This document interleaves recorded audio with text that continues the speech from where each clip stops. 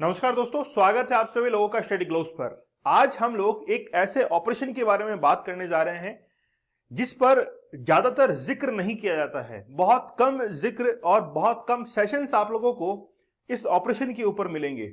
आज हम लोग बात करेंगे ऑपरेशन ट्रिडेंट की।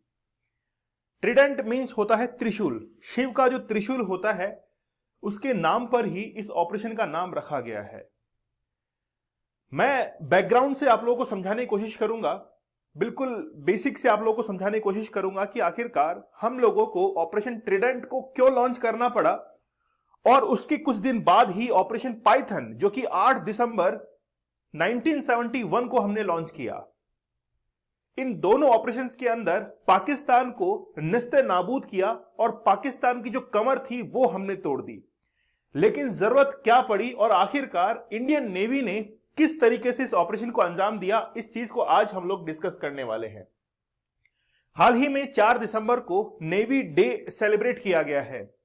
4 दिसंबर को ही हम लोग नेवी डे सेलिब्रेट क्यों करते हैं, इसका सबसे बड़ा रीजन है कि इंडियन नेवी की तरफ से ऑपरेशन ट्रिडेंट को लॉन्च किया गया और उसमें पाकिस्तान को शिकस्त दी गई और हमारी एक बहुत बड़ी विजय, एक बहुत बड़ा परचम हमने लहराया और उसके बाद से नौसेना दिवस हम लोग मनाते आ रहे हैं।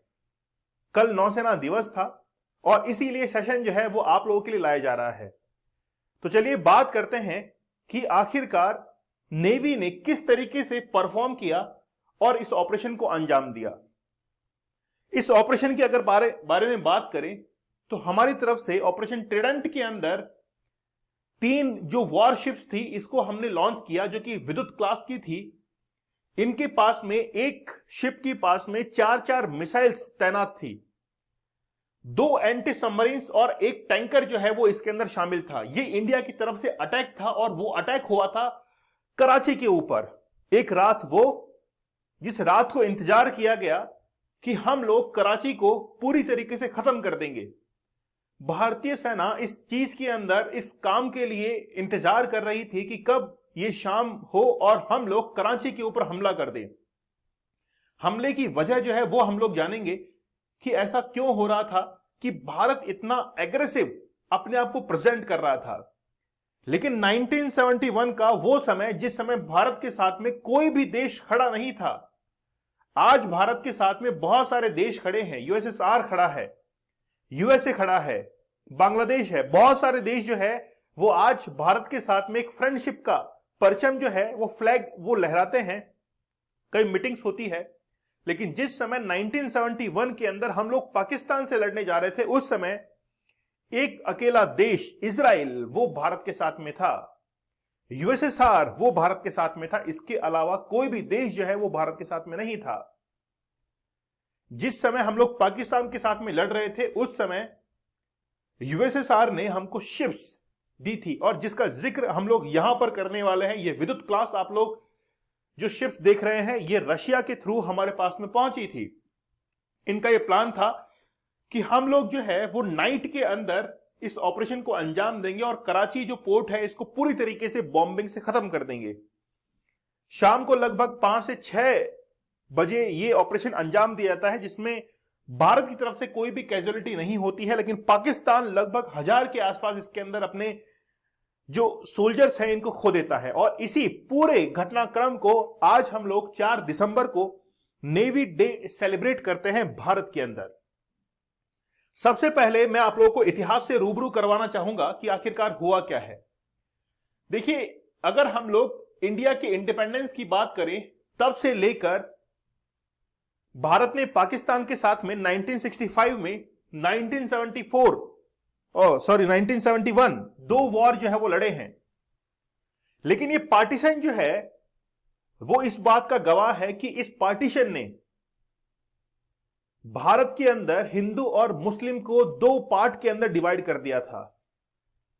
अगर हम लोग बंगाल की बात करें तो बंगाल के अंदर जो मुस्लिम थे, मुस्लिम मेजॉरिटी थी, वो जिस एरिया के अंदर अलोकेटेड थे उसको ईस्ट पाकिस्तान नाम दिया गया, जबकि वेस्ट पाकिस्तान इसको कहा। और 1947 आफ्टर पार्टीशन ये 2 अलग अलग पार्ट के अंदर एक कंट्री बना, ईस्ट पाकिस्तान और वेस्ट पाकिस्तान।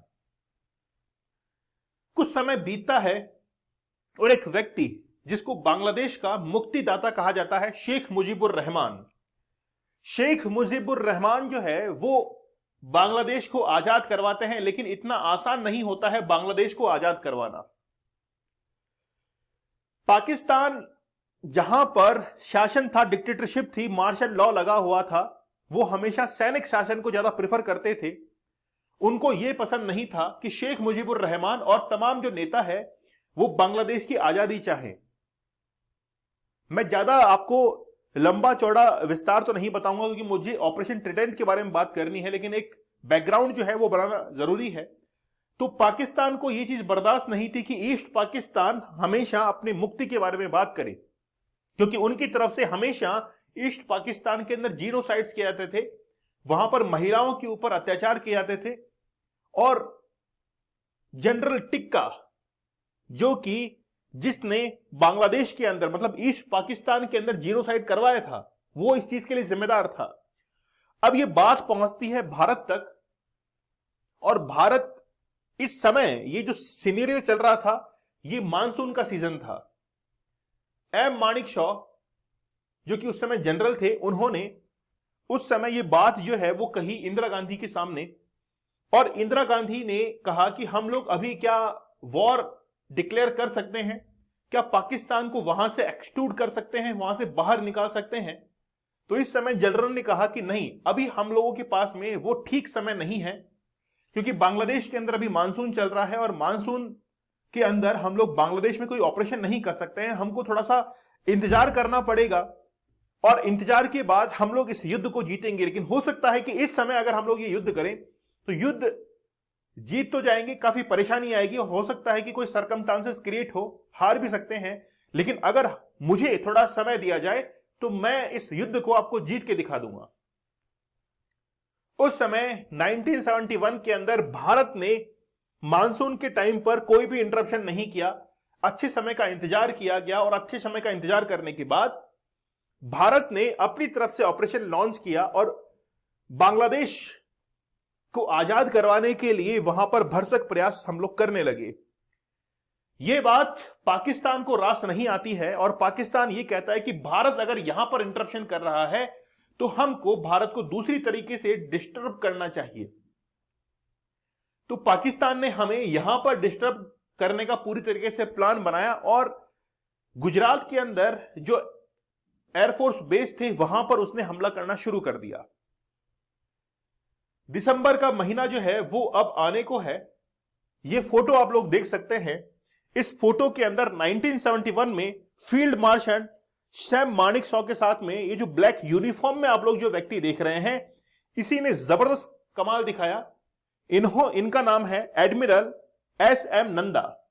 एस.एम. नंदा इंदिरा गांधी के पास में आते हैं और ये कहते हैं कि मैडम मुझे आप परमिशन दीजिए, मैं कराची जो पोर्ट है इसको नस्ते नाबूद कर दूंगा, क्योंकि अभी हमारे वेस्टर्न कमांड के ऊपर हमला हो रहा है और हमको इसकी जवाबी कार्रवाई जो है वो करनी पड़ेगी।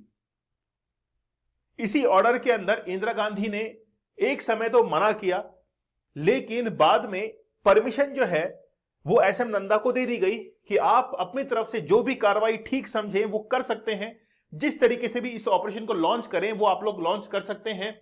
और उसके बाद में कुछ समय बाद खबर आती है कि पाकिस्तान के अंदर पाकिस्तान के दो वॉरशिप हैं, एक सबमरीन जो है उनको डुबा दिया गया है और नेस्तनाबूद कर दिया गया है। लेकिन इतना आसान नहीं था। हमारे पास में जो वॉरशिप्स थी, जो कि हमारे पास में यूएसएसआर से पहुंची थी, उनका इस्तेमाल करना और एक प्लान के तहत इस्तेमाल करना यह बड़ा जबरदस्त था। आप लोग देख सकते हैं कि जिस समय कराची पोर्ट को खत्म किया गया, पूरी तरीके से उसको जला दिया गया, लगभग आप लोग देख सकते हैं कि 60 माइल्स से बहुत दूरी से उस आग को देखा जा सकता था, और उस समय हमने इसको पूरी तरीके से खत्म कर दिया। चलिए पहले मैं अब आप लोगों को एक जबरदस्त स्टोरी जो है उससे रूबरू करवा देता हूं। हमारे पास में 3 विद्युत क्लास मिसाइल बोट्स हैं, केवल मिसाइल बोट्स हैं।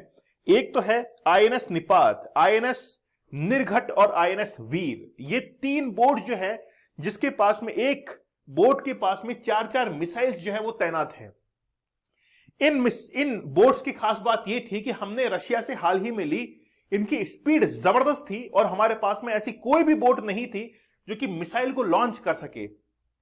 लेकिन एक ड्रॉबैक इसके अंदर यह था कि ये एक 50 माइल्स की दूरी ही तय कर पाती थी, बहुत लंबी दूरी तय नहीं कर पा रही थी। तो ये तीनों जो बोट्स हैं, इन बोट्स को कराची पोर्ट के पास में पहुंचाने के लिए हमने जिस चीज का इस्तेमाल किया था वो हमारे पास में क्या है, हमारे पास में है एक बड़ा नेवल शिप। उस नेवल शिप की सहायता से ये तीनों जो बोट है, ठीक है, इसके पीछे तीनों बोट को बांध दिया जाता है और जैसे गाड़ी को खींचकर हम लोग लेके जाते हैं उसी प्रकार से इन तीनों बोट्स को खींचकर यहां पर पहुंचाया गया। टो करके रस्सियां, वो जो होता है केबल, उसे बांध के यहां पर जो है वो पहुंचाया गया। जैसे ही वहां पर पहुंचाते हैं तो वहां पर बहुत सारे जहाज ऑलरेडी पाकिस्तान के लोकेटेड होते हैं। कौन कौन से हैं? पीएनएस खैबर, मुनाफिस, एमबी वीनस, पीएनएस शाहजहां, ये ऑलरेडी वहां पर लोकेटेड होते हैं। हम हमारी लोकेशन जो है उसको रखते हैं यहां पर। 3 हमारे बोट्स हैं, आगे एक शिप है और वो शिप जो है वो आगे निकलती है, ठीक है। अब देखिए होता क्या है कि हमारे पास में जो 3 बोट हैं इनकी डायरेक्शंस अलग अलग चेंज होती है। जब डायरेक्शन चेंज होती है तो ये धीरे धीरे उन पाकिस्तान के नेवल शिप्स को खत्म करने के लिए आगे बढ़ती हैं। सबसे पहला नंबर ले आता है पीएनएस खैबर का, पाकिस्तान नेवल शिप खैबर का। तो यहां से सबसे पहले एक मिसाइल जाती है और मिसाइल ने पीएनएस खैबर को निस्तेनाबूद किया, लेकिन पूरी तरीके से नहीं हो पाई। एक और जो मिसाइल है वो छोड़ी जाती है और फिर इससे पीएनएस जो खैबर है वो पूरी तरीके से निस्तेनाबूद हो जाता है। यहां से इंफॉर्मेशन पहुंचाई जाती है पाकिस्तान के नेवल हेडक्वार्टर के अंदर और ये कहा जाता है कि भारत के कुछ एयरक्राफ्ट जो है वो हमारे ऊपर मिसाइल से हमला कर रहे हैं, क्योंकि उनको ये बात पता ही नहीं थी कि हमारे जो नेवी के बोट्स हैं उनके द्वारा मिसाइल दागी जा रही है, कि क्या एक बोट मिसाइल भी दाग सकती है। उसके बाद में इन्होंने लगातार अपनी पोजीशन चेंज की, दूसरी हमारी बोट आती है और फिर उसके बाद में एमबी वीनस, उसके बाद में पीएनएस शाहजहां और फिर मुनाफिज, इन सभी को खत्म कर दिया जाता है, उड़ा दिया जाता है मिसाइलों के द्वारा। हमारी जो नेवल शिप की बोट थी उनमें से आईएनएस वीर ने अंतिम हमला किया और आईएनएस वीर जब आगे बढ़ती है तो आईएनएस वीर ने आगे बढ़ते हुए पोजीशंस ली यहां पर। यहां पर ये जो आप लोग देख रहे हैं ये है कराची का बंदरगाह और जहां पर कराची के बड़े बड़े ऑयल के टैंक्स रखे हुए हैं। यहां पर हमला किया जाता है और इसको उड़ा दिया जाता है और जैसे ही इसको उड़ाते हैं तो उसके लपटें जो है वो आसमान में दिखाई देती है और फिर यहां पर जो कि हमारा नेवल शिप है उस पर थर्मल डिटेक्टर से यह पता लगता है कि कुछ बड़ी चीज जो है हमने उड़ा दी है। थोड़ा सा हम लोग पीछे की तरफ हटते हैं और देखते हैं कि कराची पोर्ट पर स्थित जो ऑयल के बड़े बड़े टैंकर्स हैं वो हमने उड़ा दिए। इसको उड़ाने के बाद अब हमारे पास में कोई बड़ा टारगेट नहीं था, हमने कराची जो पोर्ट है इसको पूरी तरीके से खत्म कर दिया था। खास बात यह है कि हम इस ऑपरेशन से वापस लौटते हैं और लौटकर ये जो कराची पोर्ट है इसको नस्ते-नाबूद करने के बाद हमने देखा कि कैजुअलिटी कितनी हुई है। तो 0 कैजुअलिटी होती है इंडियन भारतीय खेमे से, जबकि पाकिस्तानी खेमे से हमने लगभग 800 से 1000 जो सोल्जर्स थे उनको खत्म किए, नेवल शिप्स को हमने खत्म कर दिया और इससे पाकिस्तान की अकल जो है वो ठिकाने आती है।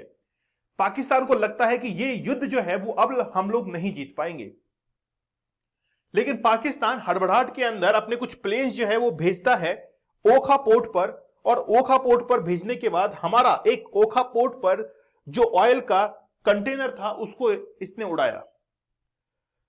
इसकी जवाबी कार्रवाई जो है वो हमने दी और लगभग 90,000 जो पाकिस्तानी सैनिक थे उन्होंने ईस्ट पाकिस्तान के अंदर उस समय अपने आप को डाउन कर दिया और पाकिस्तान इस युद्ध के अंदर पूरी तरीके से हार गया। तो ये जो नेवल ऑपरेशन था इसी को हम लोग कहते हैं ऑपरेशन ट्रिडेंट। ऑपरेशन ट्रिडेंट के बाद 8 दिसंबर को ऑपरेशन पाइथन जो है वो शुरू किया गया और ऑपरेशन पाइथन के अंदर हमने पाकिस्तान को जवाबी हमला किया। और आप लोगों ने एक पनडुब्बी के बारे में सुना होगा, सबमरीन के बारे में, जिसको हम लोग कहते हैं गाजी, पीएनएस गाजी। तो पीएनएस गाजी जो कि विशाखापट्टनम में हमला करने के लिए आ रही थी, उसको भी हमने मैग्नेटिक बॉम्ब का इस्तेमाल करके उसको उड़ा दिया था। तो ऑपरेशन ट्रिडेंट को आज भी याद किया जाता है और 4 दिसंबर को हम लोग नेवल डे जो है वो सेलिब्रेट करते हैं, क्योंकि नौसेना की जो दमखम है इसको आज भी हम लोग याद करते हैं। चलिए, अगर आप लोगों को ये ऑपरेशन समझ में आ चुका है तो मुझे कमेंट सेक्शन में जरूर बताइएगा। आप हमारे लिमिटलेस लीडरशिप कोर्स के साथ में जुड़ सकते हैं। ये कोर्स ऑलरेडी शुरू हो चुका है 1 दिसंबर से, और आप लोग इसमें यह सीखेंगे कि आखिरकार लीडरशिप जो है वो कैसे की जाती है। आप टेलीग्राम चैनल दीपक इंद्रा ऑफिशियल से जुड़ जाइए, वहां पर आप लोगों को करंट अफेयर के सेशंस मिलेंगे, इसके साथ में ही क्विज और बेहतरीन जो नोट्स हैं वो भी आप लोगों को अवेलेबल रहेंगे। तो मिलते हैं आप लोगों से अगले सेशन में, तब तक के लिए धन्यवाद। Thank you. जय हिंद।